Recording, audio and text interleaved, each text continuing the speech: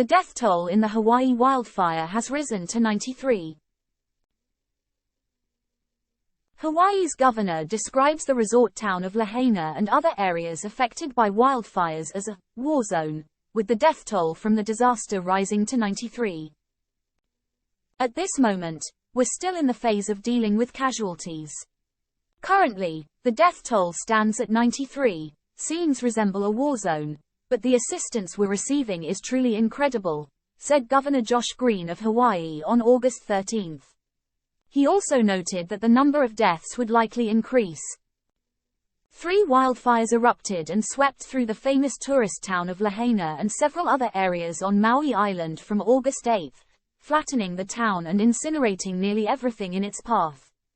The dense dry vegetation coupled with strong winds caused the fires to spread rapidly to the point where many people in the town couldn't evacuate in time.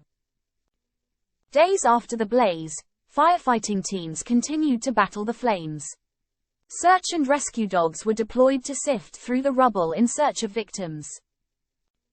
Governor Green emphasized once again that an investigation would determine the emergency alert system and the response to the fire, as some witnesses mentioned receiving very few or even no warnings. The alarm system was set up around the island to warn of impending natural disasters, but it failed to produce any sound. Widespread power outages and loss of mobile phone service also hindered other forms of alerts. In last year's emergency response plan, Hawaii described the risk of wildfires affecting residents as low. Many Lahaina residents only became aware of the fire after being notified by neighbors or witnessing it firsthand.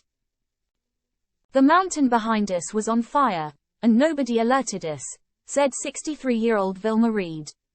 We only found out when the fire was across the street. According to Governor Green, the investigation will determine whether authorities fulfilled their duties or not.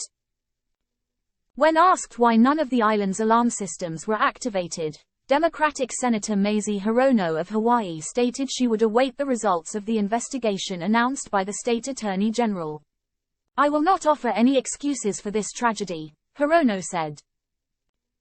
The Lahaina wildfire has become Hawaii's worst natural disaster since the 1960 tsunami that claimed 61 lives, just a year after Hawaii became a U.S. state. It's also the most serious forest fire disaster since 1918 when forest fires in Minnesota and Wisconsin killed 453 people.